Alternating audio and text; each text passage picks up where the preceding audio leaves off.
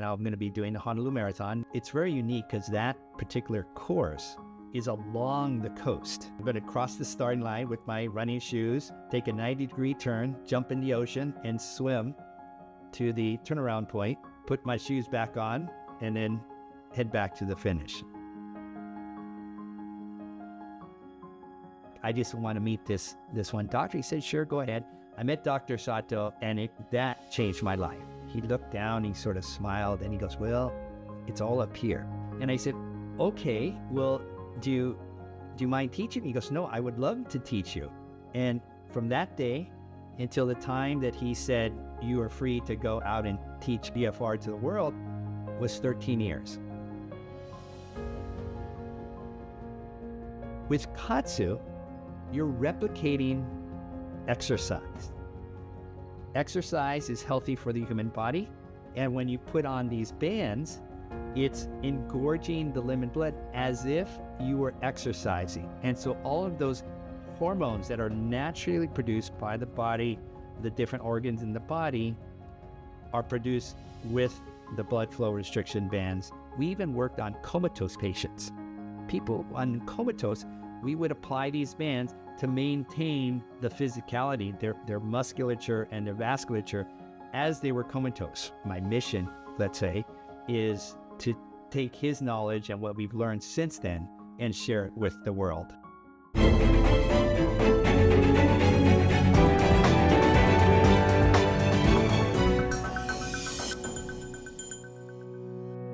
Steve, it's great to have you here today. Thanks so much for showing up and bringing your knowledge. So tell us a little bit about you. So I grew up in Southern California. I actually was born in downtown Los Angeles. 7 days after I was born, my parents took me to the Pacific Ocean. And from there, I've just been loving the ocean. Every place I've lived since there, I've been in Boston, near the ocean. I lived in Japan, north of Tokyo, near the ocean. I've lived in Hawaii, obviously near the ocean. So every place I've been in my life, I've been in an ocean. But along that journey, I've also wanted to just explore and learn things. Like growing up here in Southern California, I didn't really know too much about the world. I read it, you and I, when we would grow up, we had the encyclopedia. I loved reading the encyclopedia. It taught me about things around the world. So when I was applying for college, I was saying, wait, what college do I want to go to? And the one that came to mind was Harvard. I go, that seems like a cool place to go. Not knowing exactly what I was getting myself into, I applied, I was accepted, I got there, and it just opened my eyes to the world. It opened my eyes to kids who went to prep school. It opened my eyes for kids that had grown up in Saudi Arabia. It opened my eyes to kids who grew up in Asia, in Europe. The way they spoke, the way they carried themselves, their humor. This is all really interesting to me. From there, after graduation, what I want to do?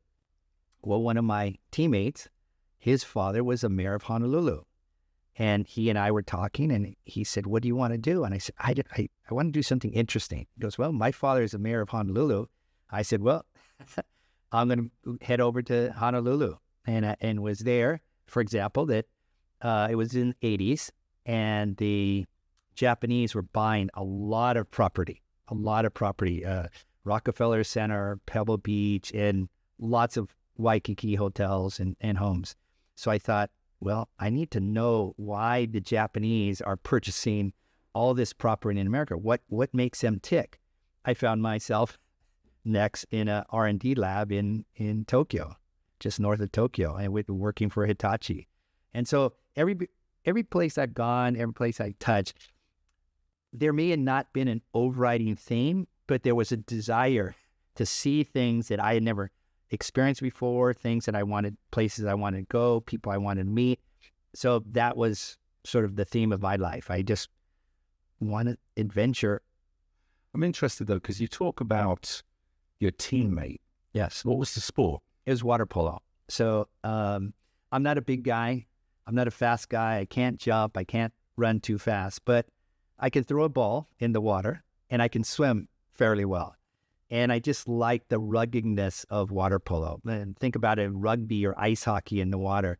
And I just like the physicality of it. I like the way that, six field players, we call them, we all functioned as one, and it was so fluid, very much like football or soccer. And then when we did not flow well, all the wheels came off that bus. And so I really like the team aspect where we practice. When it worked, it's like a perfect golf swing. And when it didn't work, well, guess what? We just go back to the drawing boards and do it again. So water polo is my sport. It combined, playing with the ball and swimming, two things I love. It's interesting because we talk about music, we talk about different sports that bring people together, and you'd never think swimming would be something that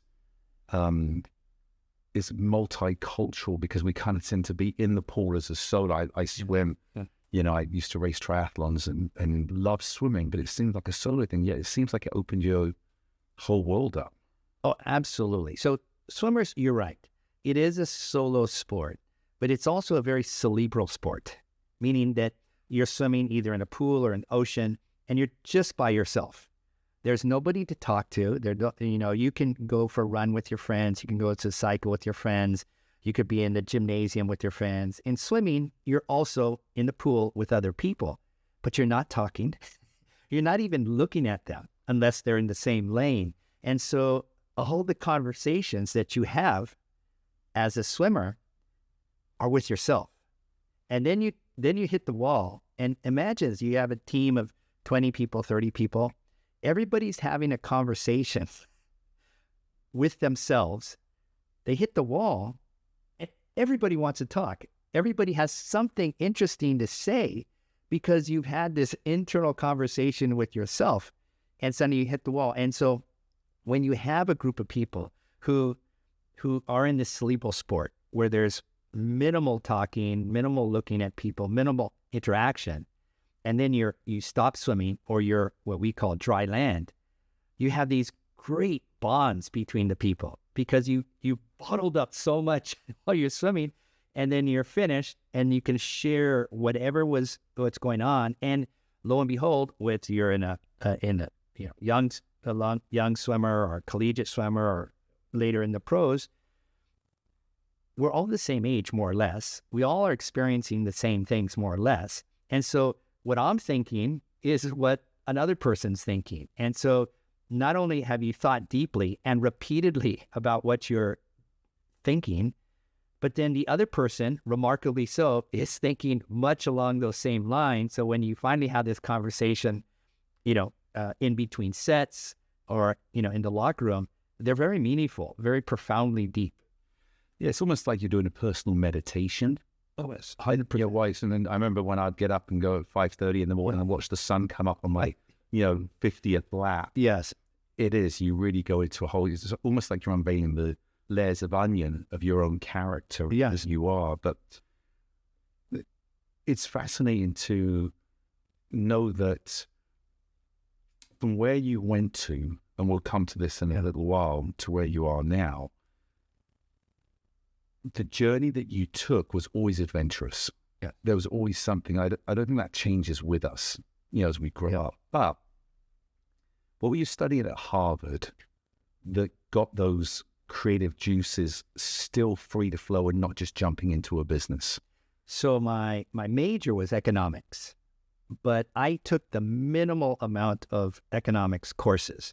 Why? Because I wanted to take all the other esoteric courses that were available. I wanted to study anthropology. I wanted to study history. I wanted to study physics. I wanted to study biology, chemistry. I wanted to take all of these courses because here I am at one of the greatest universities in the world with all these assets.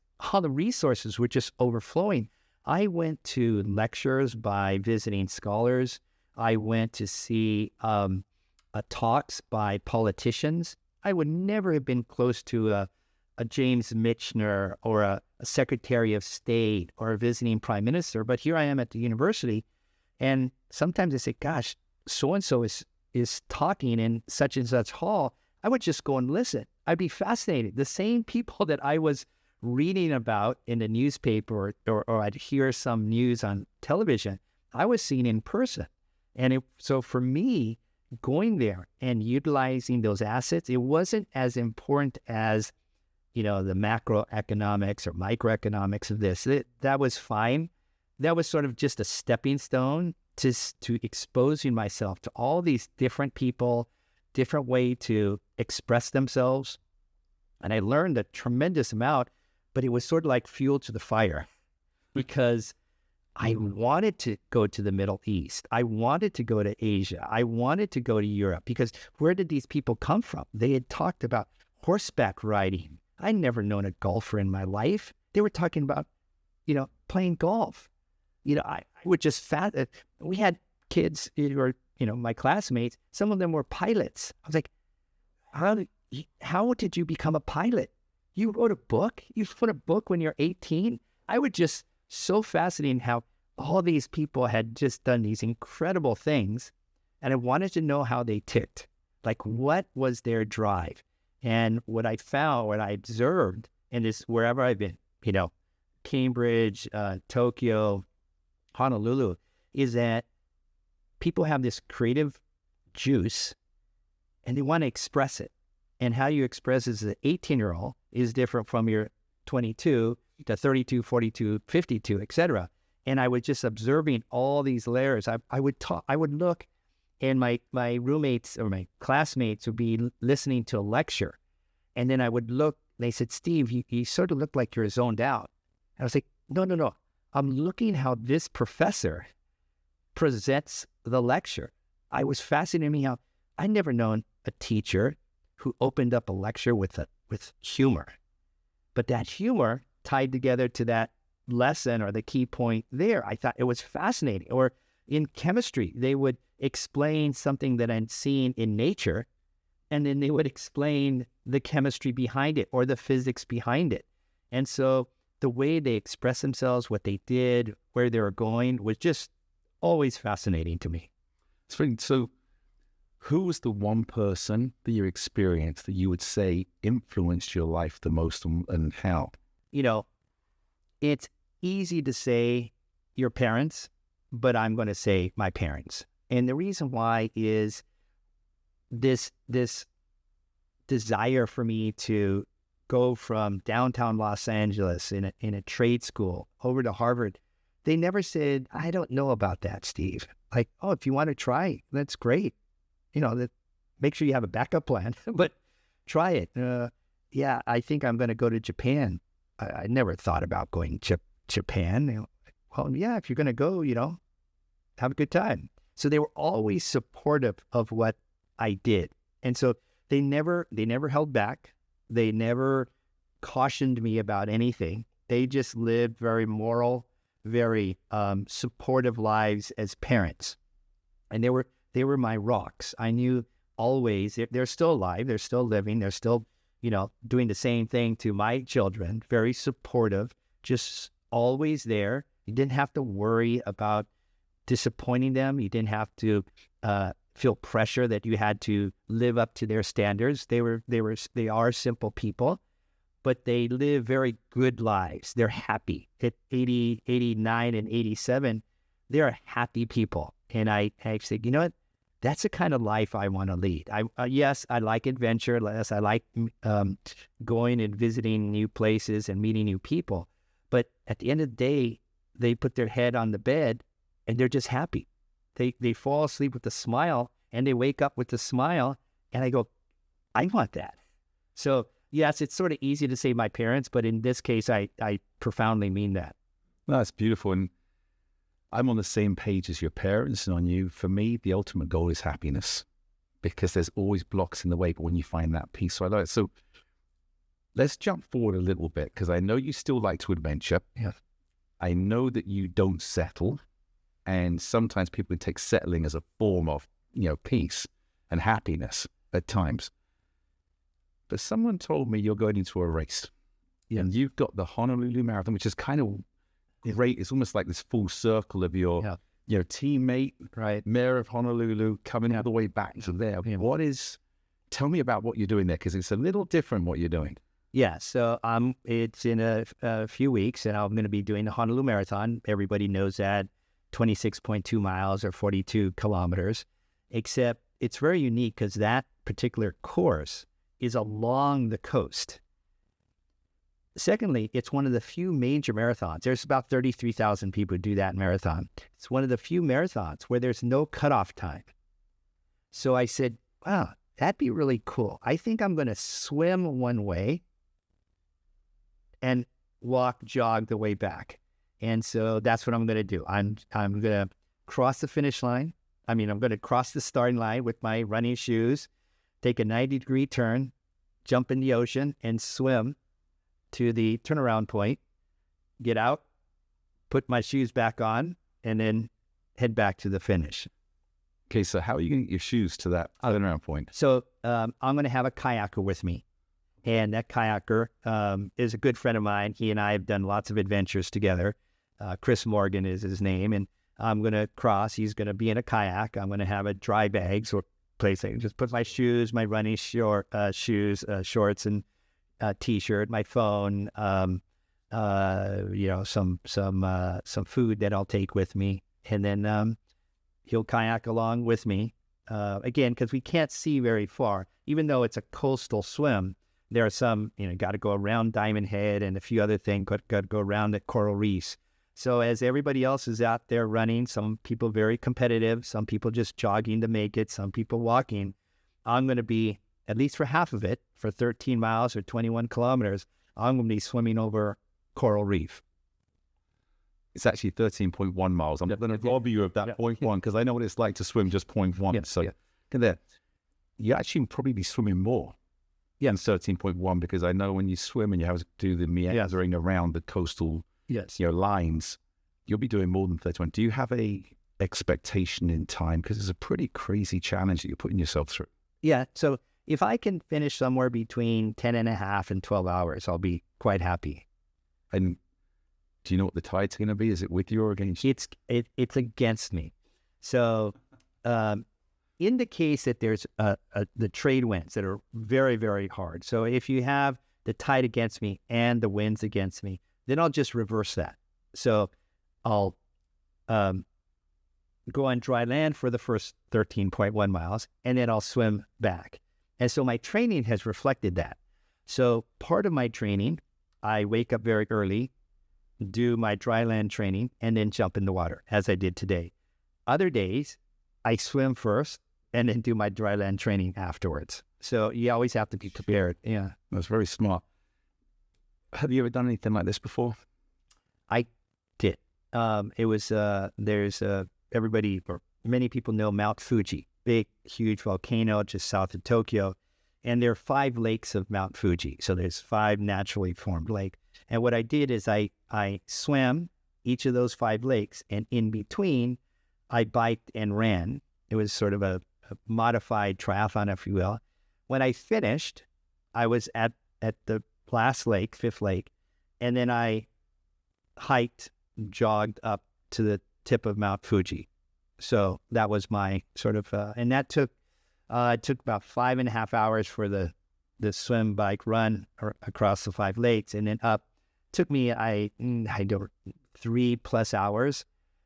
That was all fine. I was much younger then. I was in tip-top shape. What I didn't anticipate was the coming down part. And the coming down part, after that swim, after the exertion going up, then I realized that I hadn't prepared to come down, that the force of your legs coming down. So I was pretty sore the next day. I was going to say, I know sometimes running downhill is a lot harder because the stabilization of those muscle interaction, engagement to keep you under control. Yeah. It's crazy. Yeah. This is one of the reasons I wanted you to be here today. You specialize in blood flow restriction. I know that's been a big part of your training. Yes.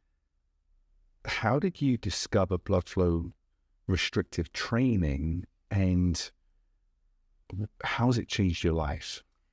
So it's a little bit long story, but I went from Honolulu to Japan. I worked in the R&D labs in Japan. Along the way, I picked up, because I was the only Westerner, only foreigner actually, among 6,500 Japanese. And I was there for 8 years. And so I had to learn how to read and write Japanese. There was no English to speak of. Well, along the way, my old high school coach became the Olympic swim coach. And he said, hey, the world championships for swimming are in Japan. I know you're not a coach, but you're the only person I know who's bilingual in Japanese and English. You know swimming, you know me, come join us. I joined him. I saw these Japanese athletes with these bands on their shoulders, around their arms at the competition. And I went to them and I said, what is that? And they started to explain, but they were competing, so I didn't want to bother them. Along the way, I made some friends, and one of the coaches there said, I heard, the Japanese coach said, I heard you were asking my athletes about the bands. I said, yeah, I was fascinated. Why were they using these bands at a pool? I had never seen that before. And he said, well, why don't I introduce you to our Dr. Sato? And Dr. Sato was the inventor of this form of BFR in Japan. And so I went to my old high school coach. I said, Coach, it was all volunteer. And I said, I know I'm supposed to travel back to the United States with the team, but I'm very willing to pay my own way back. I just want to meet this one doctor. He said, sure, go ahead. I met Dr. Sato, and that changed my life. They totally changed my life. It was what I saw Dr. Sato doing with primarily older people was fascinating. So I visited his office. It's just south of Tokyo. There were a line of older people waiting to get into his office. And knowing the Japanese culture, I just went in the back of the line and waited my turn. The coach had already told Dr. Sato that I was coming, and Dr. Sato was expecting me. I'd never been there. I never met him. I didn't know what to expect. Finally, I meet Dr. Sato, and he says, oh, I've been waiting for you. And I said, oh, thank you. Can you show me KAATSU? He showed me KAATSU. And I go, this is fascinating. And I was seeing KAATSU in the realm of a lot of older people with aches and pains of their older bodies. And he was basically fixing them. And so I was automatically thinking, well, my parents are getting older. This would be really good for them. And I said, well, how can I learn this methodology that you're doing? He said, I'm glad you're here because I've always wanted to meet somebody who lived overseas who could speak Japanese so I can share this with them. I said, great. I said, well, I'm going to go back to California. Is there a book? Is there something I can read? He looked down, he sort of smiled, and he goes, well, it's all up here, pointing to his own head. And I said, okay, well, do you mind teaching? He goes, no, I would love to teach you. And from that day until the time that he said, you are free to go out and teach, this BFR to the world, was 13 years. So it took him 13 years to download his knowledge that he had built up over decades to me. And then my job or my mission, let's say, is to take his knowledge and what we've learned since then and share it with the world. It's fascinating because when you look at your whole life and the support from your parents giving you the freedom to explore, it actually led you from having that curiosity to be the expert that you are today and world-renowned with the KAATSU program. I'd love to know more about the blood flow restrictive training because I'm always searching for something that's going to, again, increase my health and my physical performance. Yeah. Explain what happens with blood flow restriction because a lot of people, including myself when I first heard about it, were like, I don't want to restrict my blood flow. What's it going to do? So tell me. Yeah. So blood flow restriction, or BFR as it's known, is a little bit of a misnomer. These bands go around your arms and your upper legs, only those two places. So it goes up here by your armpit and then on your leg, on your groin. And some manufacturers have blood pressure cuffs. Some of them are modified tourniquets. Some of them are a little bit more narrow. And you put these things on, and the name blood flow restriction comes from the fact that when you pump up what looks like to most people a blood pressure cuff, they assume that the blood is restricted from going into the limb. However, it's not that. What's happening is the blood flow coming back is slowed down. I guess you could say slowed down equals restrictive. So with every heartbeat, blood is going into your arms or into your legs normally. So you've got normal blood flow, but then these bands cause the blood flow back to slow down. So what does that happen? Blood is going in and it's slowing up coming back. So now your arm or your leg is engorged in blood. Now that, when you run, you swim, you bicycle, your heart rate is going, a lot of blood is going to those working muscles. Now, with these blood pressure cuffs or tourniquets, you now have that same effect, but we're just sitting here. And so a lot of blood is going into the muscle that's actually not working. You're just sitting there. So, and that is step one. So Dr.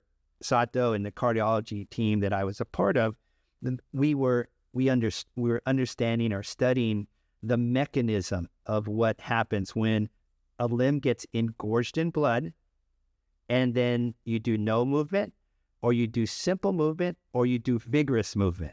And all of those processes lead to different effects. So let me ask you before you go on, because if the blood's being restricted going back and it's staying longer in the muscle, what is, again, where's the extra blood coming for the heart to pump? Because my thought would be, if I have a hose and it's firing around the water and then I stop it from coming back to the source, there's not as much going in. Am I denying the heart of what it needs? So that's the beauty of what Dr. Sato and the cardiologists found out.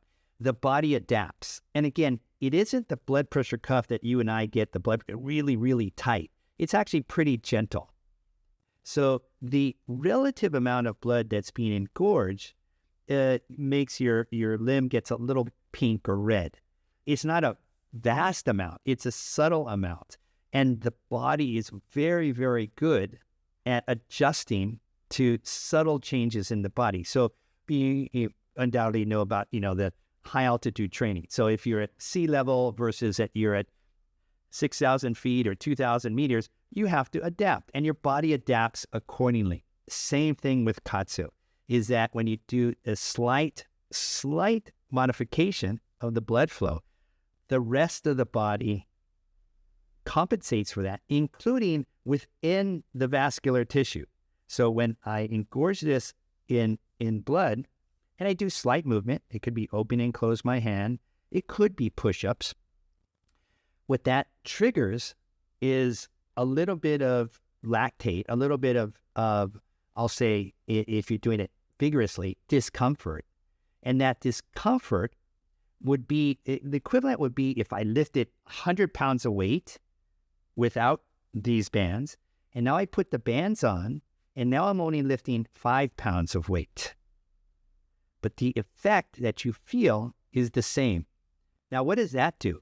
Well, that means as you age, and goes back to when Dr. Sato, and he first introduced it to me, he had all these older people doing very simple 5-pound movements.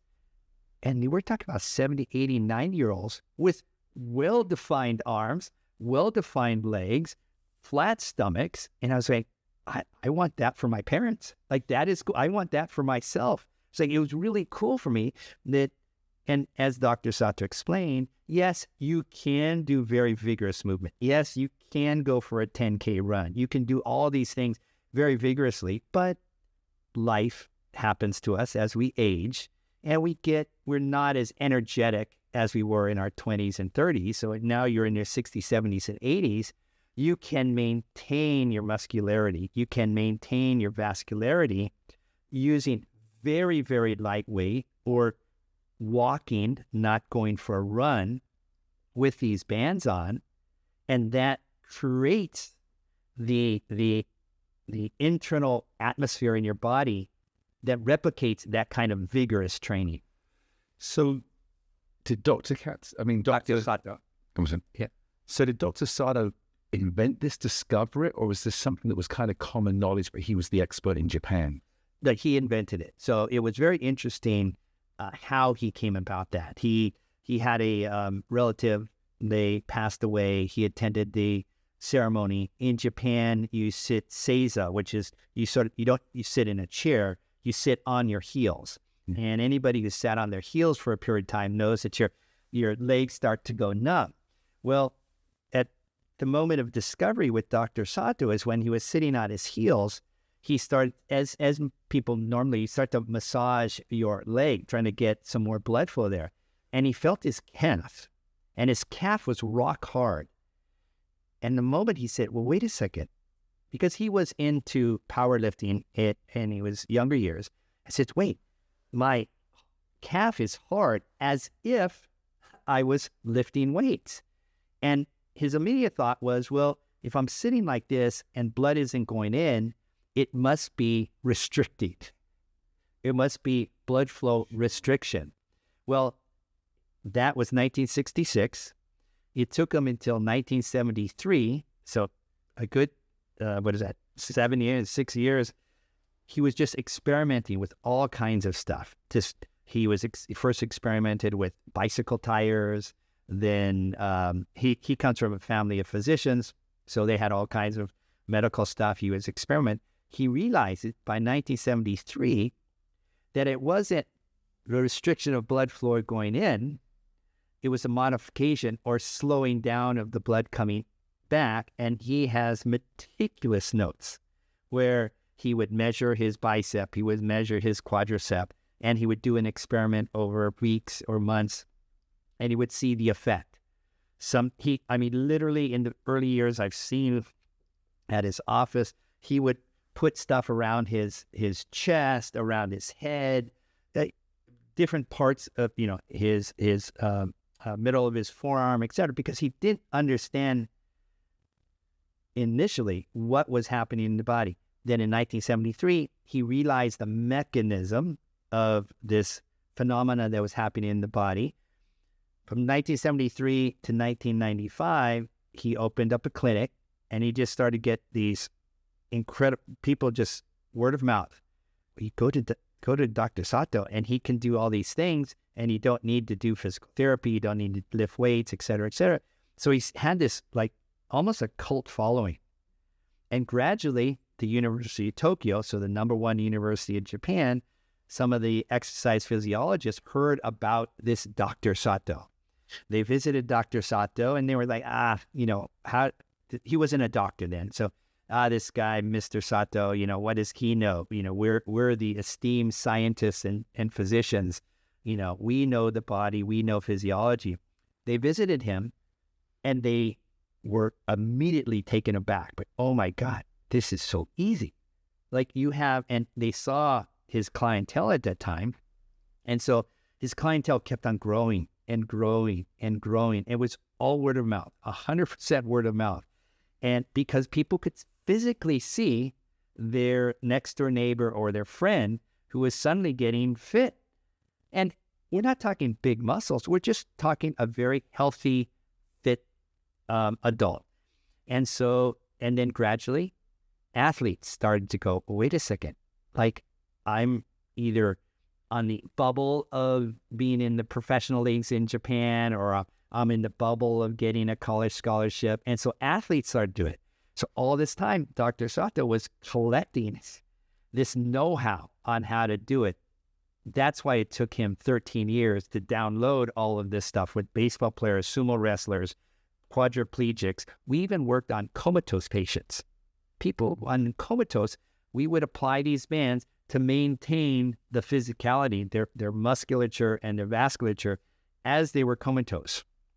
We worked on, people who had gotten in car accidents and hiking, motorcycle accidents, etc. And all the time, it was based on this very, very simple principle that if you allow the blood to go in normally and you slowly restrict it or modify it coming back, that all these different outcomes happen in the human body, and that's where we are now. Fascinating, because it's also scary, right? But you have 7 years of research and then 22 years of proven success, which is more than they put into vaccines that they do, they pump into your body. But anytime you have success and people see it, they try to copy. That's just the reality of what we have. And they find it cheaper. They want to make it more accessible. They'll use data that they're not proven with their system to use. What's the danger of people using a blood restrictive program? What can happen to someone if they don't do it right? Probably the biggest fear that I personally have for people who are doing improper BFR is fainting, simple fainting. But the fact of fainting, if you're at home, if you're in a gym, if you're out in the field, you could really hurt yourself. You could hit your head on a barbell. You can fall downstairs. You can do other things. So it isn't going to cause a cardiac arrest. What it will most likely do, and what I mean by improper using, is a lot of people put on the bands much too tightly because they see someone on YouTube or they hear and they see this really ripped guy and they're a 42-year-old worker who lives a sedentary life, and they put on band, they put it way too tight, or they do something vigorous. Maybe they're on a treadmill, maybe they're on a stationary bike, and with too tight of bands, what now happens is now the blood doesn't go into the arm. When the blood doesn't go into the arm, this is a medical concern. The only time you shouldn't have blood going into a limb is when you're under a care of a physician and he or she is doing some operation on your limb and they're purposely putting on a tourniquet. So that is the biggest fear that that I have for people who see some things on YouTube or the internet and they go, I want to do the same, and they just do it too much, and you can basically faint. Makes me think, if you've got it on too tight, obviously now the restrictions going in, it's affecting your oxygen levels, obviously, in your body. Yep. If it's restricting going in, it's also not going back to the heart as quickly as it needs to. Someone does that, they faint. It's still on. Yes. So what happens at that point? Because to me thinking, if I've fainted, I've passed out, maybe I don't need as much oxygen because I'm not functioning the same, but it's still restricting. Yeah. Can that lead to greater dangers? It can. The silver lining there, if you will, is when you're vertical and there's not enough blood going into that limb, and then you faint, and now you're horizontal. Now the body's functioning a little bit differently. So if I'm vertical and I have the band on, not enough is going in, but then I faint, then unless the band is extraordinarily tight, now the blood can get in a little bit more. And fortunately, at least from the research that I've done, in those cases, there's been people around, and they slap the person, or they attend to them quickly. There haven't been any deaths or anything like that, but I'm just worried. I'm more worried about people learning how to do this correctly, no matter what product they're using, because the benefits are so profoundly beneficial. So give me some of those benefits, because again, I'm interested. For me, I'm sure everybody watching would love to know, because you used a couple of words that are kind of contradictory to our thought. It's easy. It's safe. It's painless. There's a major benefit. That almost sounds like the magic pill that is the snake oil. Yeah. So explain to me some of the benefits. So everything with KAATSU is not intuitive. It doesn't make sense. Why would you put on these bands, use less weight to get stronger? why would you put on these bands and walk slower or jog more slowly in order to get faster? And in order to understand that process, you have to understand the human physiology. And this is the long process that Dr. Sato taught me. And so I'll try to summarize it as simply as I can. We have one vascular system. So we have the big arteries, the big veins, and the very small capillaries. That's what our vascular system does, and that is what BFR World is focused on, our vascular system. Now, most of the blood in the human body is not in the arteries and not in the veins. It's in the very, very small capillaries. So, when you and I laugh, when we're embarrassed, our cheeks turn red, that is blood rushing to the surface capillaries. When you and I go running very quickly up a hill or up a flight of stairs, we feel our heart pumping, and we look at our skin and it's more pink. That's a blood rushing to our surface capillaries or our working muscles. So everything with KAATSU is just a slight modification of that normal process. And this is what took Dr. Sato many years, in fact, decades, to figure out. It was only a slight modification that you can affect change. So what's the biggest change? The first, a lot of people see, and why he still to this day focuses on older people, is that when you do engorge a limb in blood, it actually leads to, and makes sense, better blood circulation. And as we get older, people have neuropathy. Maybe some of your older relatives, an older grandmother, older grandfather, they may have cold hands and cold fingers. This is a natural process that people who lead sedentary lives or non-active lives experience. But now with KAATSU, you're literally forcing blood into the very small capillaries. And now you have better blood circulation. That itself, not only is it better for you physically, it's actually better for you cognitively. Because as I force blood into a limb, this necessarily means I have less blood in the rest of my body. But the blood is flowing in one continuous loop. So as it's going through my head with KAATSU, it's actually circulating faster.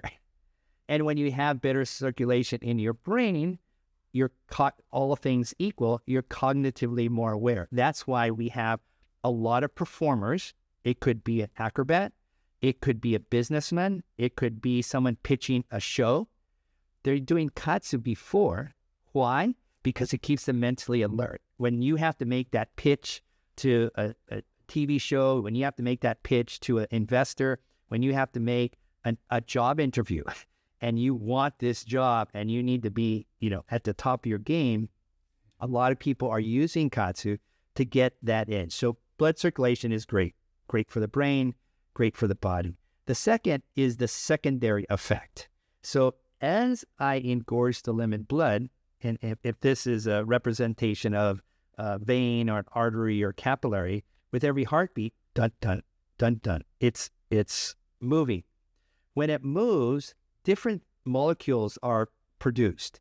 They range from nitric oxide, they range from vascular endothelial cells. I'll get a little too detailed there. But suffice to say, we all know that exercise is a healthy activity. With KAATSU, you're replicating exercise. Exercise is healthy for the human body. And when you put on these bands, it's engorging the limb and blood as if you were exercising. And so all of those hormones that are naturally produced by the body, the different organs in the body, are produced with the blood flow restriction bands, whatever it is. So you've got better blood circulation. You have a robust hormonal response. You have greater attentiveness or cognitive awareness. Now, if you do certain activities, and it can range from putting the bands on your legs to standing with one foot. So you're balancing on one foot. We do this with stroke patients. We do this with performers. We do this with older people, my father included, he's not so balanced nowadays. We just want to strengthen his left leg because he has this poor gait because of his hips.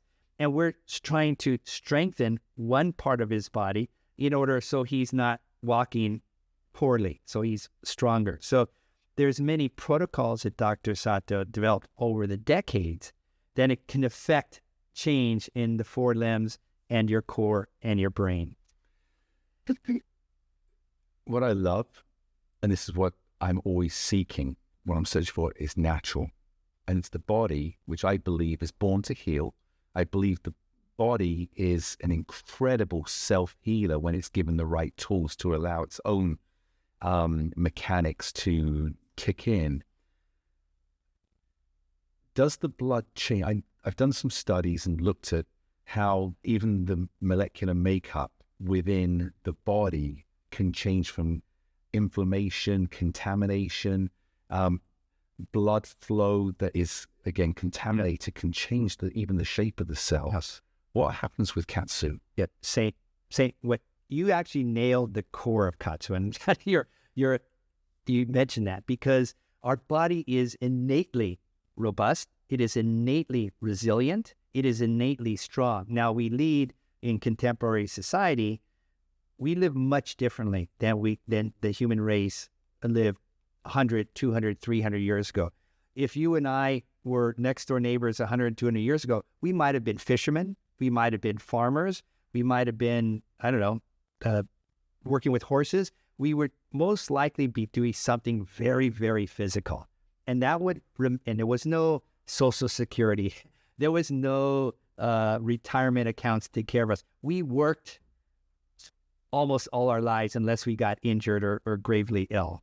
And so our human body is very strong if we push it and allow it to be. But in contemporary society, we use escalators, we have microwaves, we travel by car, by plane, etc. So we don't naturally get pushed often in contemporary society unless we have an internal drive. Sure.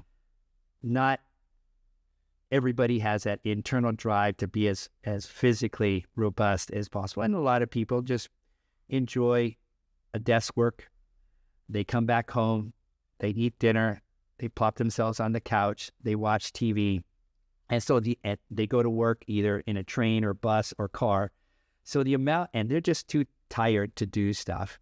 So now you have this BFR world where now you can sit in front of the television after a long day's work. You can put on these bands. You can engorge your limb in blood. You can hold the book that is isometric training. You can even, open and close your hands. You can do a lot of different, you can stretch, even getting up during commercials and going to the kitchen and grabbing something. If you have the bands on, you are doing much more work. You're allowing that innate physicality of you to come out, to be sourced and used for our benefit. So along that way, when you put the bands on, you're absolutely correct. The blood chemistry does change. And it's taken decades for us to understand this. And, when Dr. Sato was still first working in the 60s and 70s, he did not have a mass spectrometer. He did not have all this very sophisticated technical equipment we have now. Even, the electron microscopes and other things that we have easy access to now. So now what we're doing is in order to prove this, we typically have a patient, a client, and what they would do is we would draw blood. They would do KAATSU. Sometimes they would just sit. Sometimes they could do something a little more moderately vigorous. Then they finish. Then we draw a blood again, and then we show the user the difference between it blown up in a microscope, the difference in this blood before and this blood after. When the patients see that, they're just fascinated. Because even not knowing the chemistry, the biology of a human body, you can see with your own eyes, this blood just looks healthier. Obviously you're taking a snapshot. So, but when the average person sees before and after, they're immediately sold. Immediately. What is the difference? So typically you'll have a little bit of clumping together. There'll be a little bit of call it coagulation, if you will. And then when you do the post-KAATSU, the individual cells are more flowing. There's more room for them. And it's just like looking at a water coming out of a faucet. If after, let's say, an earthquake here in Southern California or some kind of disaster, you turn on the water faucet and all kinds of crud comes out. You go, that doesn't look very good.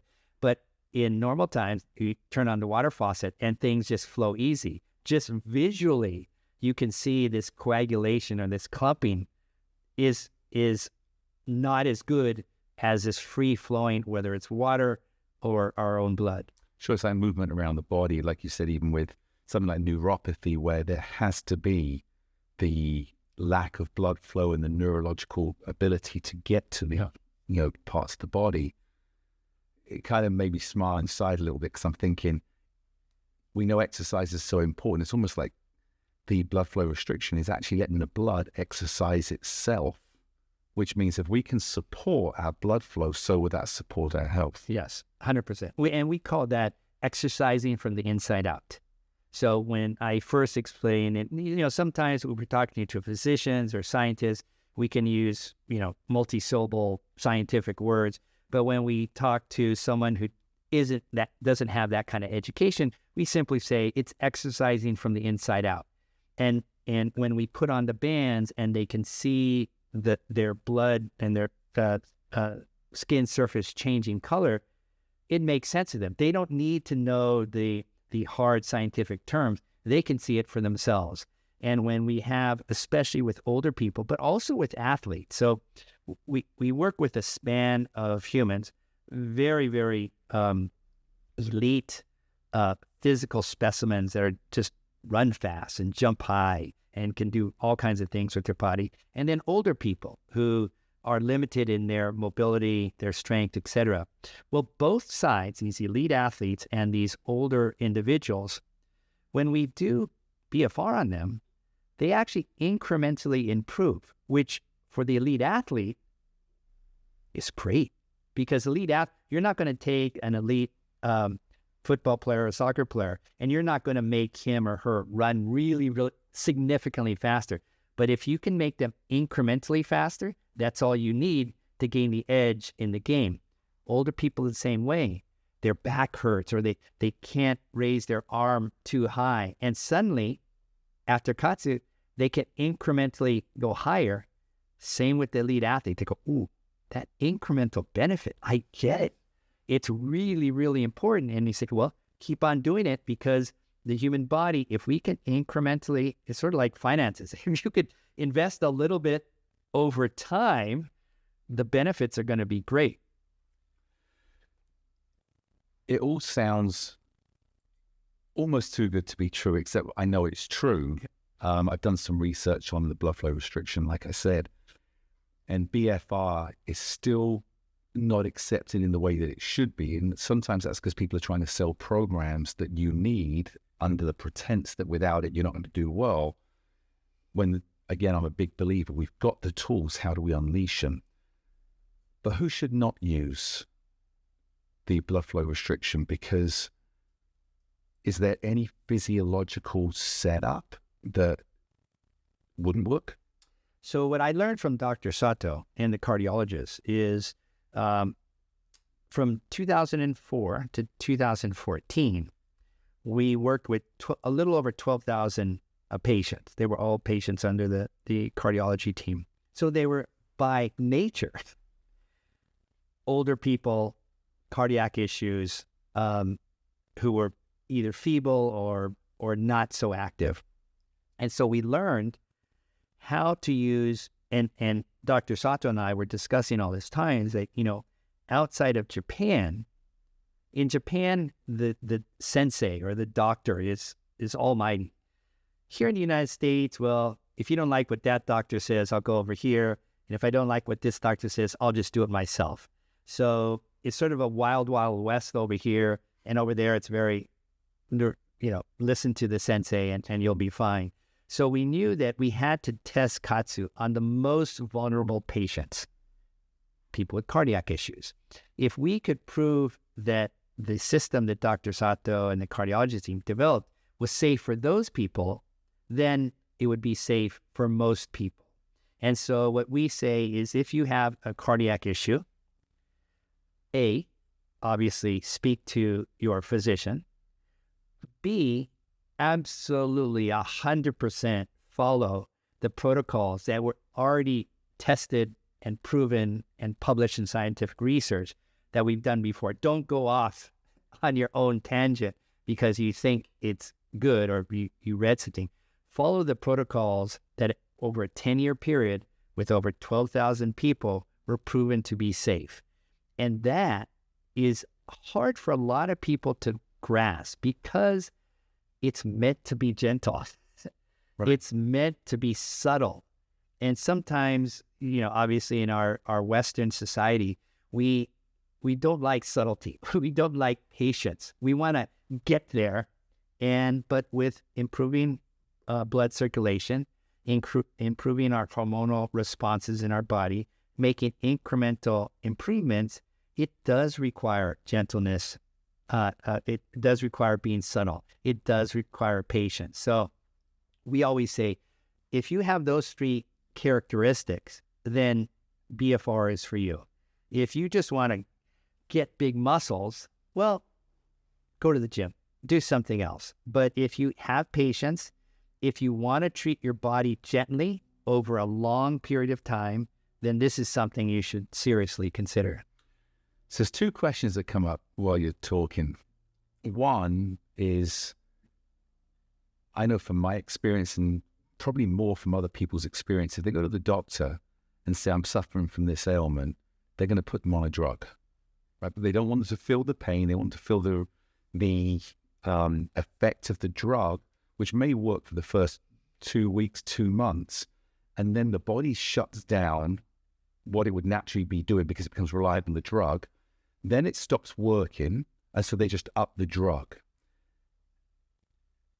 If someone goes to a Western doctor that doesn't know about blood flow restriction, or doesn't understand it, or doesn't have, and I say this respectfully, maybe their best interest at heart to go learn more about it, they're going to turn around and say, don't do it. I know what doctors are going to say. It's too risky. You don't need that. That's my first question is, how does someone investigate and find the right person that could guide them to at least get a full education to decide if it's something they want to do? Yeah. I don't know why they wouldn't, but from what you're telling me, it sounds phenomenal. The second one is, how long does it take? Because as you say, it's gentle, it's slow. We know if something is too painful to begin with, people quit. Yeah. And it's a long investment.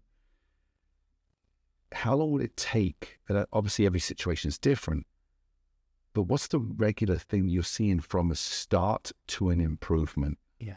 So I'll address the first question is, what happens when you introduce or you ask your physician, what is this BFR and is it right for me? Well, 20 years ago, or almost 25 years ago, when I first brought BFR to the United States, there was zero people who knew, literally zero. And so in that process, I had enough physician friends who gave me the light of day. I said, I'll look at this. Tell me what you learned in Japan, and I'll tell you if it's right or not. 100% of those people, after they sat down with me, they said, ooh, this is really good. This is really good. So how do you create a business around this? How do you actually introduce this to the Western world? That's a harder issue. Convincing a physician, if I have time, 1-to-1, 100%, I get it. It works. It's safe. This is something I should recommend to my patients. 100%. I did not receive any physician that said, I don't believe you, because I had the data. I actually had scientific data published in American or European scientific journals. They were able to read it for themselves. And more importantly, they were able to put on the bands themselves and experience it themselves. So once they saw it, they realized what I saw with my eyes was a little bit different than what I sensed in my body. What they saw with their eyes was this tourniquet around the arm. It looks dangerous. Why would you put a consumer? Why would you give a tourniquet to consumer? Because tourniquets are always used by healthcare professionals or someone who's had a gunshot wound or something in an emergency situation. But once they put it on and they realize this doesn't feel like a blood pressure cuff, it's much more gentle. Yes, that's the point.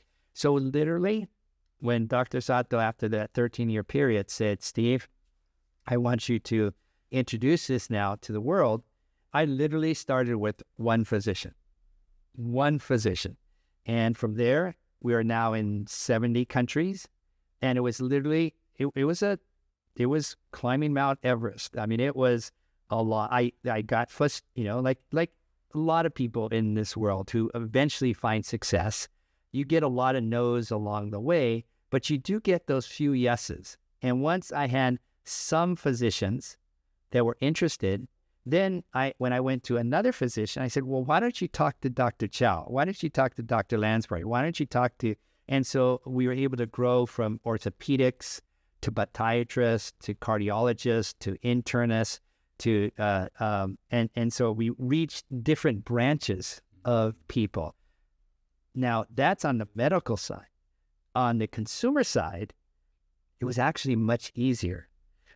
And it's phenomenal because women talk a lot about things that work for them.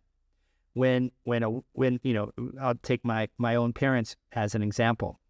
And when it worked for my father, he didn't tell his brother, he didn't tell his nephew, he didn't tell my grandson.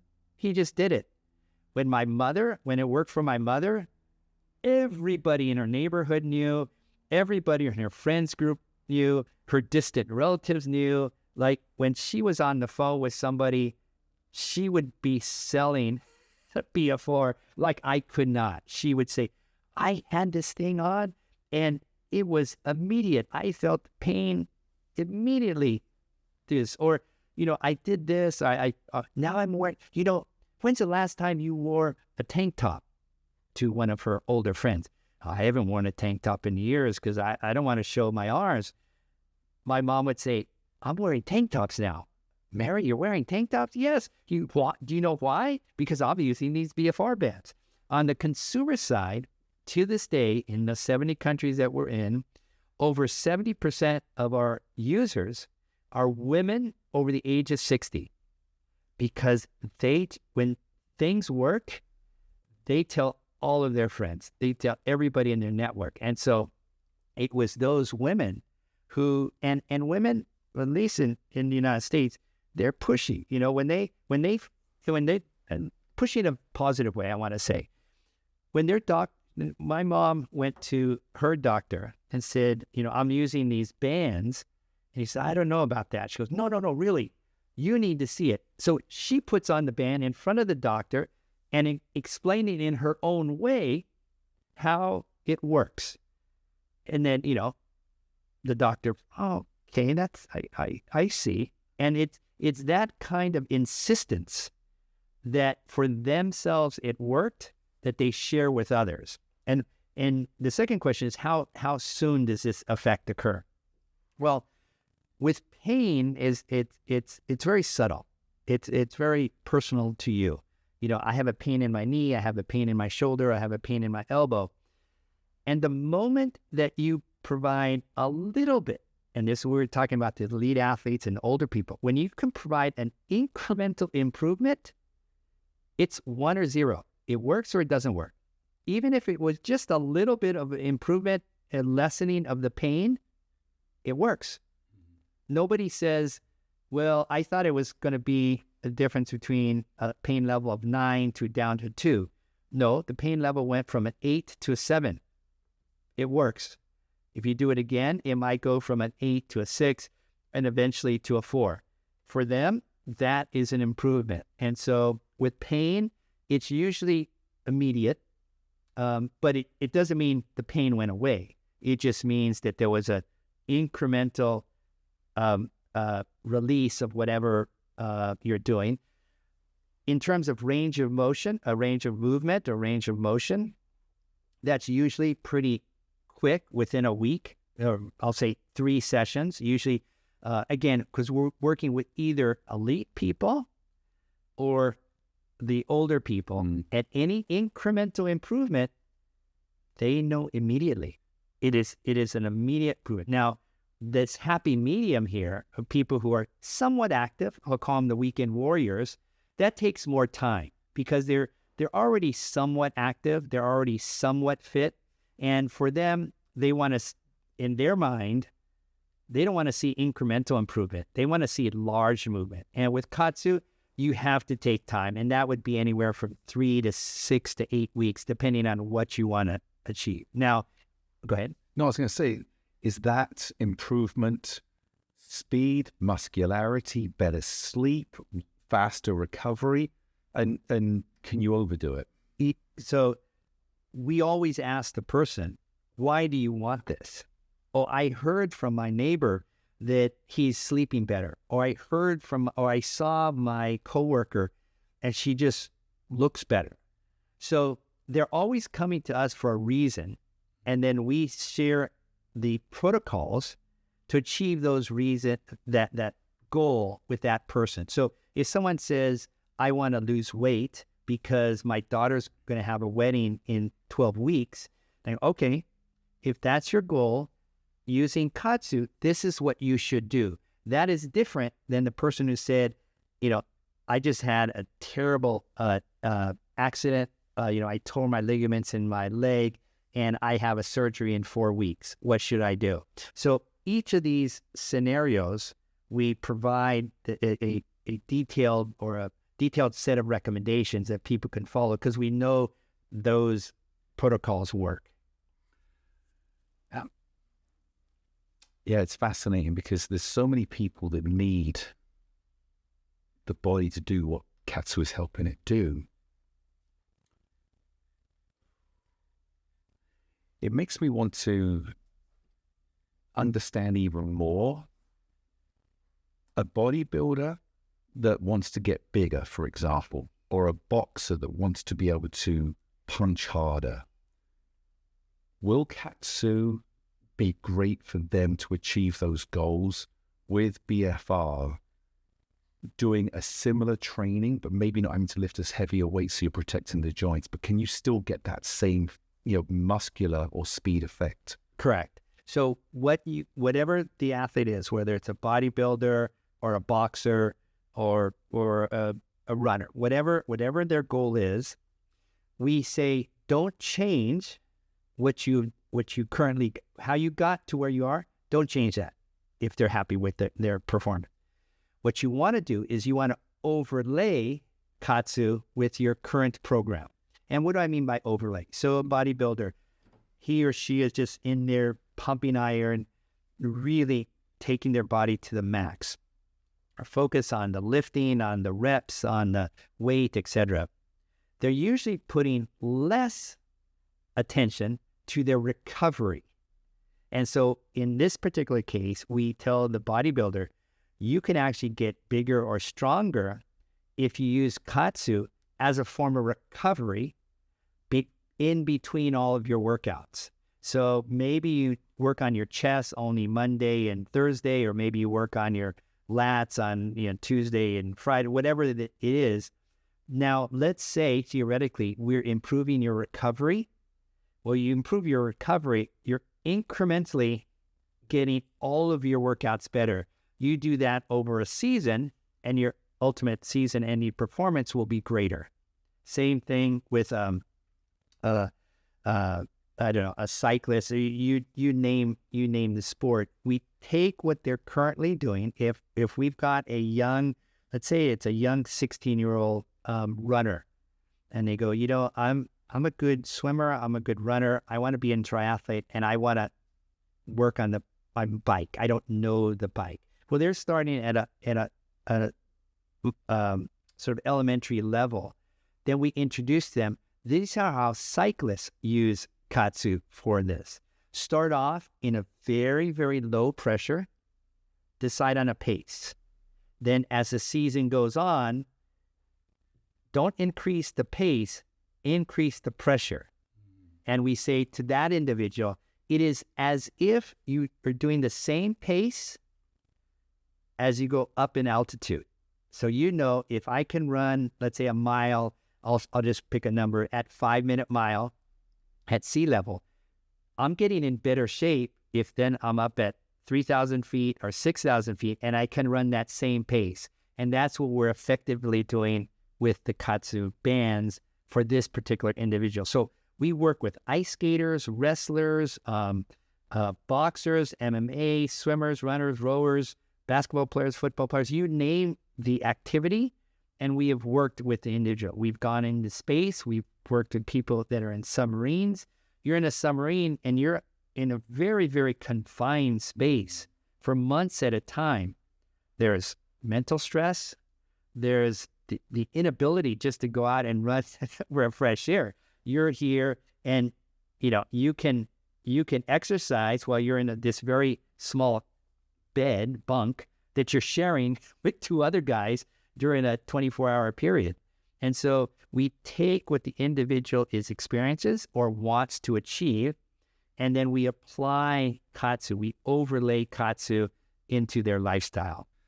So is there any data or proven percentage that, let's just say someone uses it for 3 months, I expect to see this much improvement? Now, I know it could be, depends what your goal is, but is there a physiological change that's happening over a certain time that I will see this much improvement?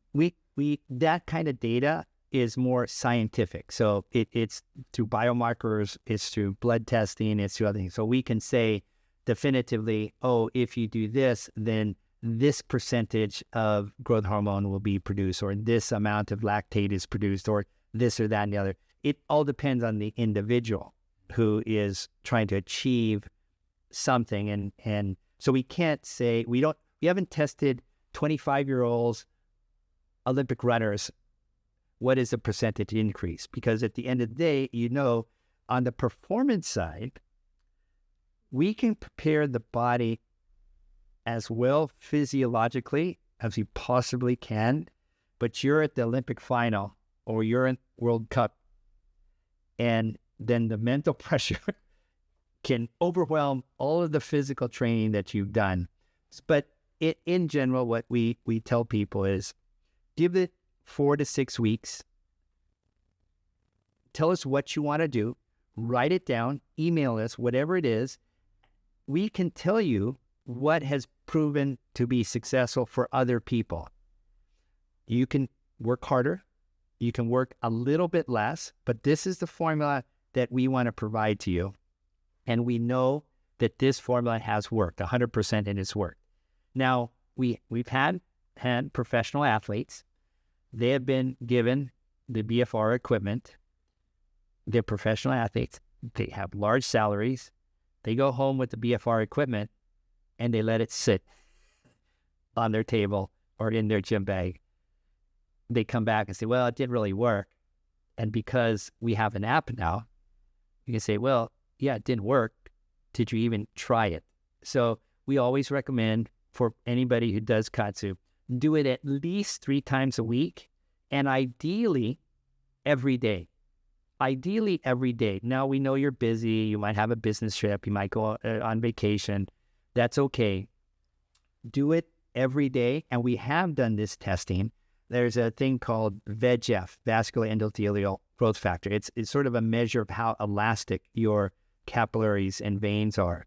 And we tested people who do KAATSU twice a week versus 5 times a week versus 7 every day. And that vascular endothelial growth factor is sort of it's almost a direct relationship to the number of times that you use, which makes sense. So and people see that. Well, if I'm increasing my circulation, that person, when they wake up in the morning, they can get out of bed pretty easy.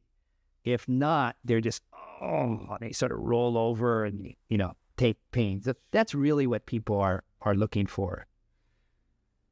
You said you either put it around your arm, basically above the bicep, yes, or above the quad muscle around your leg. Can you do both at the same time? No. I mean, theoretically you can, but that is a strict, please don't do this. And the reason why is you put a lot of blood in your arms, put a lot of blood in your legs, you have less blood for the rest of your body.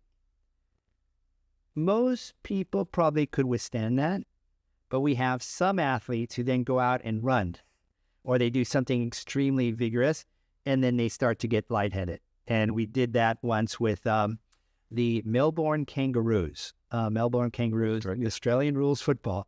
They were in Park City, Utah, at high altitude, and their position was there. And he said, well, what happens if you put it on arms or legs? And I said, well, you don't want to do that. He goes, well, what happened? I said, probably they start to get lightheaded. And he goes, okay, well, I'm here. I'm a physician. Okay, well, it's under your command. Put them on arms and legs. They were doing burpees. So they were jumping up, doing a push-up, jumping up. I would say after 30 seconds, maybe 20 seconds. And these are professional Australian rules football players who are tough people. Yeah. They looked like they saw a ghost. They got nauseous. They were throwing up. And the doc says, I get it. It was just too much, too soon. And I said, your goal, and they used it very successfully that season. The goal was to get the players as fit as possible, but also as resilient as possible in order to avoid as much injury as possible. That was the goal. And so they achieved the goal. And I taught the doctor and the players there that you didn't need to put bands on all four limbs. Just put them on arms or legs and do whatever exercises or drills that you want. So when you have people that are using it and they see the change in their vascularity, how long does it take? And you said the skin changes color. Is that kind of freaky? For some people, yes. For guys, when they see they call it vein distension, when their veins pop out and they see they feel the tautness in their upper body, almost to the boy or man, they love it. A lot of women don't like that. They do get a little bit wary because they're not used to having the tautness in their upper body. And so we've adapted our approach. So for women, we demonstrate by putting it on their legs. And that same tautness, the same pump that the guys feel in their upper body, the same pump, the same firmness that the women feel in their lower body, which they appreciate at a level that's different from the men. Now, if I have a male cyclist, someone who is a leg-driven athlete, I'll put it on their leg.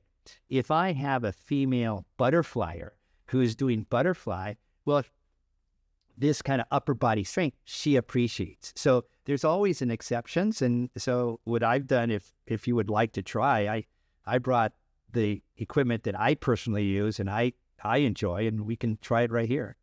Yeah, I'd love to. It's fascinating. Again, learning more about this.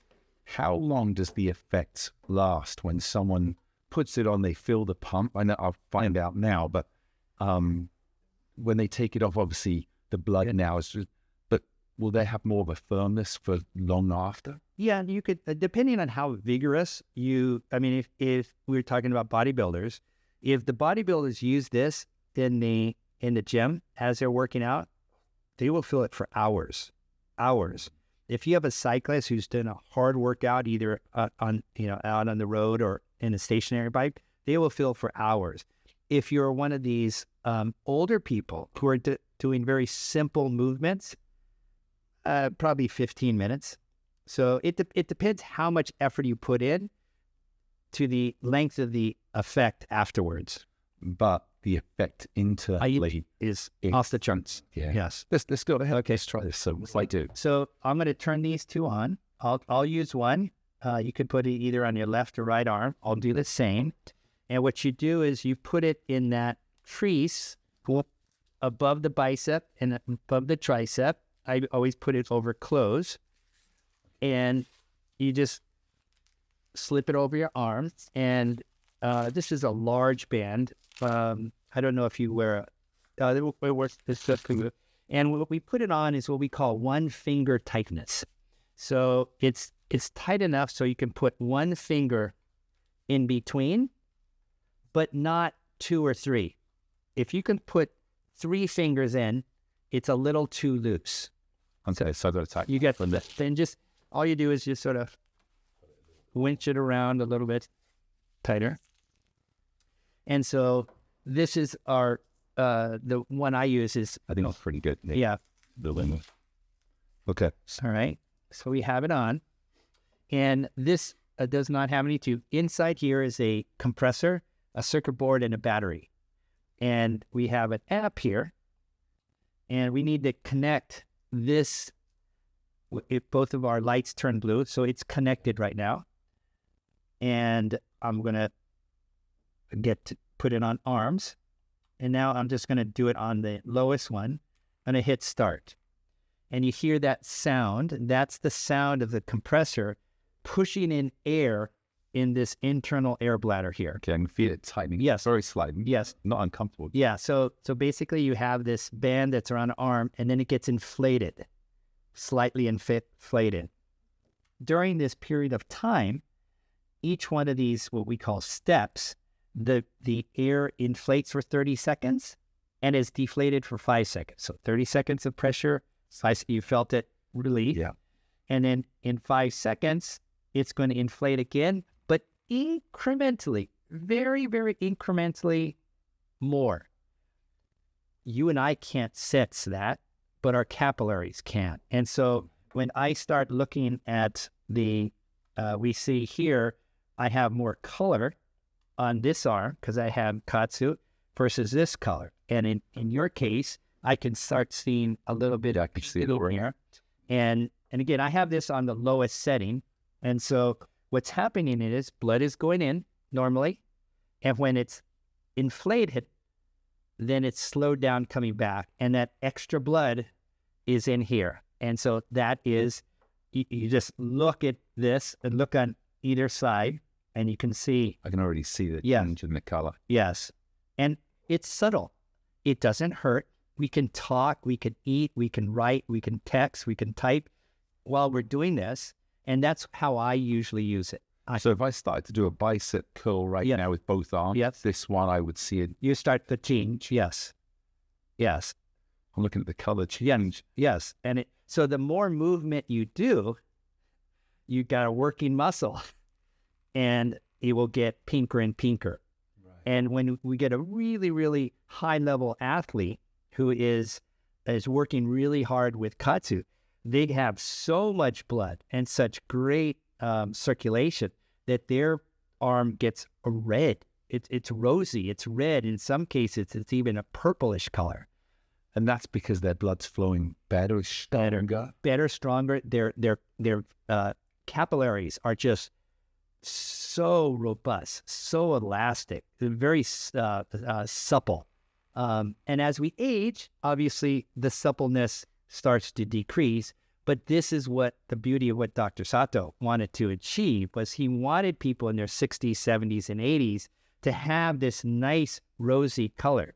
So if I were doing... You've got completely 2 different color hands now. Yes, and it's been on for 2 minutes.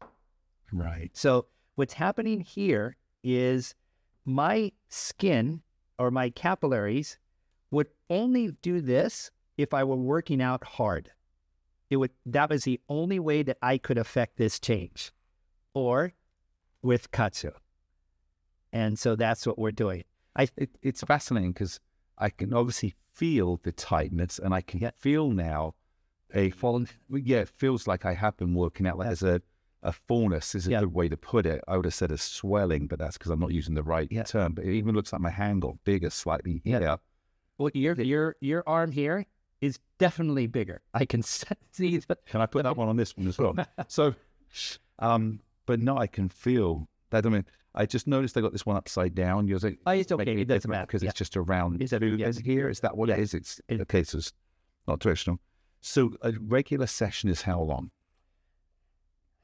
When people first start, I would say 10 minutes. So literally just put this on 10 minutes. You could be doing anything. You could be shuffling papers on your desk. You could be stretching. You could do push-ups if you want, but we like the people to feel this sensation that you're feeling, this fullness, this sort of, and that's, you can imagine if any guy would feel that fullness, that pumped up feeling, they got a smile on their face. Imagine that fullness, that pumped up feeling on most females in the world, on their legs. They would go, ooh, this that firmness. They're like, ooh, this, I like this. And so I'm only smiling on one side of my face right now. I can see it here. Yeah, no. So I would say in the beginning, 10, 15 minutes. And then as your body gets used, as you get used to it, as you understand how tightly do you put the bands on, then like anything, you say, oh, can I do jump rope with this? Can I do gardening with this? So I could wear this at the gym. If I go to work out in the gym, 100%. Use less weight. Yes. Get more results muscular, but also be increasing the quality of my blood at the same time. Correct. If I'm in the gym for 45 minutes, I'd only wear it for 20. And then you take it off. Someone as fit as you can wear it the whole time. Absolutely the whole time. I'm talking about someone who's just coming off the street, lives a largely sedentary lifestyle. And so some people, for example, we have a lot of older women who put this on. They've never actually exercised their triceps. They don't know what that fullness in their tricep even feels like. Sure. So for them, it's like, what's happening to my arm? Now, we put them on the legs, they get that. They 100%, male or female, they get the fullness in the leg because it's like you have been walking upstairs. It's like you had just done a Zumba class or aerobics class. It feels like you've done something. But the arms, depending if you skew on the athlete side, then you could do that for the whole session here. It's great because I was just thinking as you're talking, I should be listening to you. I am listening to you, but I'm also just kind of thought in my mind, I'm working out. Like my system, I should say, is working out and getting benefits. Yes. Without, we could say, so anybody sitting in an office job could be getting health benefits while they're working out. We call that double stacking. So right now, you and I are talking. At the same time, we're working out one arm, but in fact, we're working out the entire body.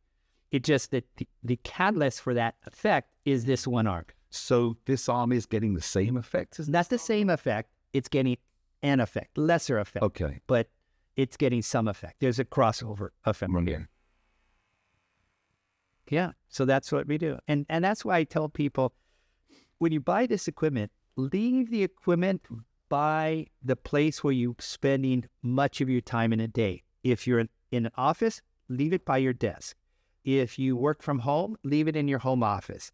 If you're a homemaker, you have children, leave it where your kids or your babies are working. If that's a kitchen, if that's a baby's room, if that's the living room, leave it there. Do it while you're sweeping. Do it while you're cleaning countertops. Doing it while you're sewing. In your case, because you do other physical activities, you can continue those same physical activities. And when you wake up in the morning, slap your armbands on, wash your face, brush your teeth, make your coffee, do your normal things with the bands on. Then when you go to the gym, your vascular system is totally ready for a hard workout. And now I can see a definite difference between, and I don't, it's hard for you to see your own self, but this is a big guy. This is a normal guy. How about this is a big guy? This is a big guy. Yeah, let's do that one. I put years in, but no, it makes, again, perfect sense. If I was going to race in a bike, I say on a bike. Yeah. Is it good to do before I race? Absolutely. Absolutely.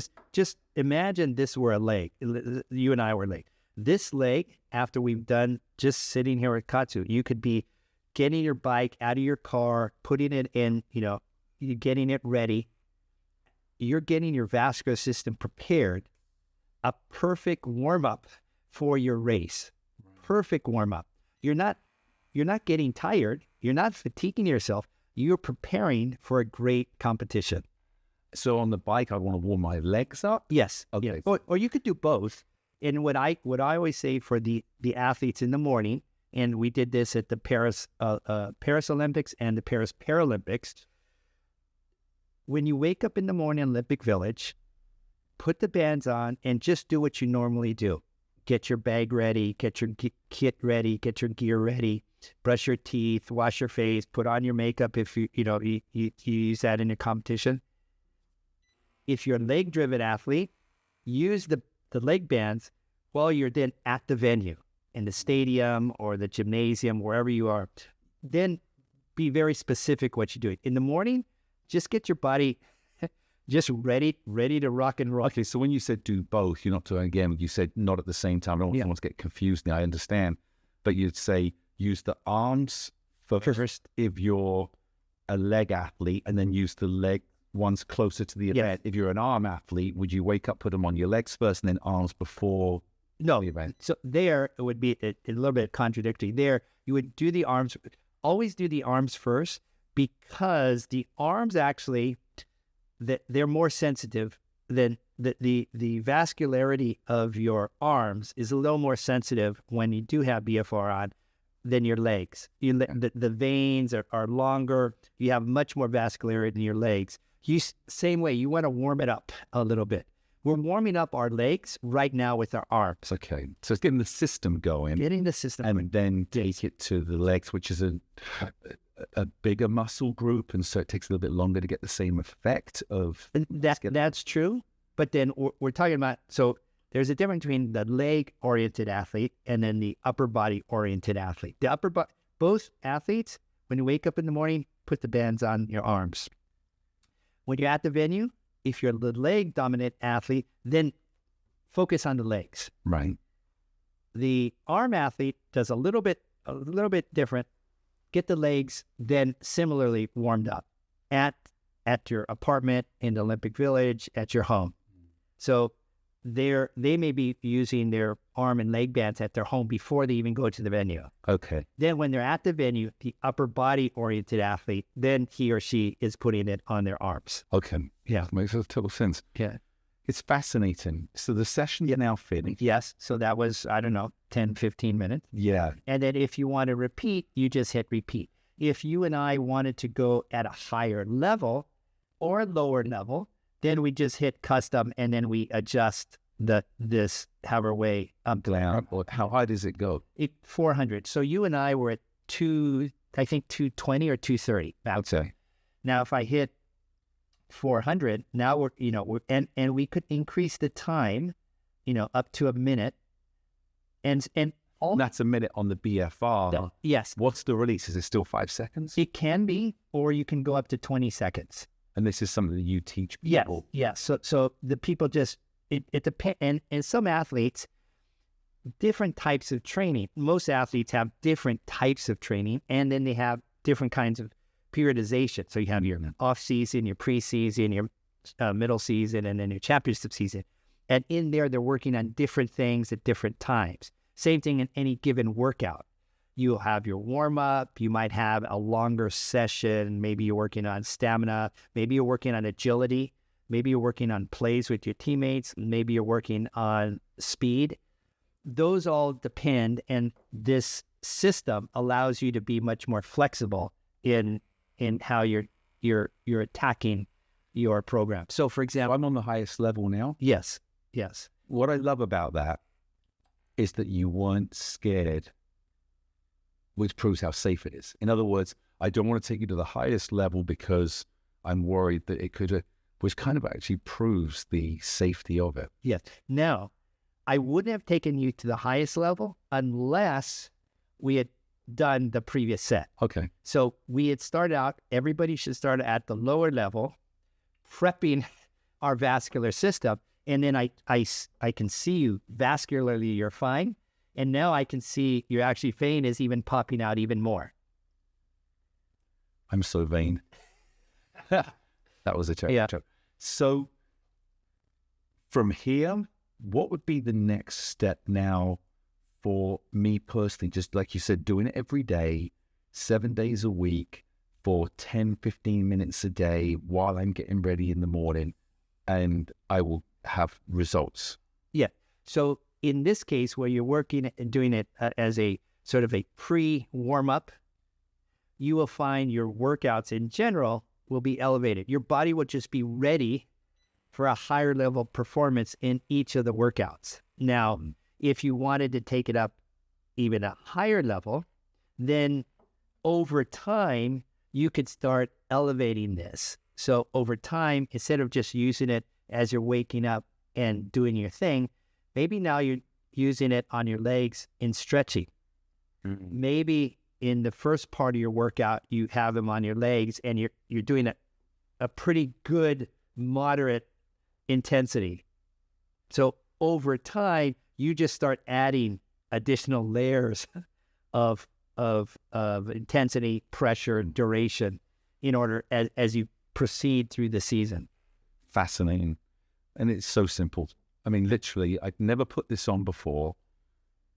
I put it on in 15 seconds, adjusted it, knew where it was, and getting the results. Yes. And you use this in preparation for your Honolulu Marathon. Yes, yes. So this morning, I've already used this twice. Fascinating. Yeah. And now you got to drive back as well. So, yeah. Yeah. One arm's going to be stronger on the steering. Yeah. Well, the whole body. Yeah. It's great. Yeah. I want to leave with this. If there was one thing that you could leave as a message for the world before you left about anything,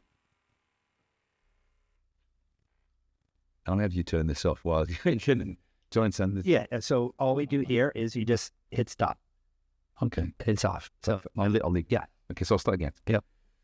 So thank you so much for being. It's fascinating. And again, I'm a huge proponent of natural is great with sometimes a jump start, but it seems like this is jump starting your system naturally. Yeah. If there was one thing that you could leave with the world as your last message of anything, what would you like them to know about you and your message? Oh, that's a tough one. But in all what we've talked about, I've always talking about adventure. But along that journey, I've always wanted to do stuff, certainly for myself, but ultimately for other people. Just like when I saw Dr. Sato and I put KAATSU on for the first time, my first thought was, this would be really good for my parents. My second thought was, this would be really good for my children. My third thought was, well, if it's good for my parents, it's good for my children, it should be good for others. And that's my message. If I have done anything in my life, if I want to leave any message, is that my life is fuller when I've done things for other people. And when I do things for other people, the reciprocal action always occurs. That's fantastic. Well, thank you so much. Going to wish you the very best of luck on your 13.19 mile swim. Yes. And then the run back or the run first, yes. The swim back. Yes. And again, I look forward to staying in touch with you. Yeah. Let me know how the race goes. I will. I will update everybody. And again, congratulations on what you've brought the world, and your adventure has changed Western society as well as pretty much everybody outside of Japan. Yeah. Thank you very much. Thank you. Ooh, straw.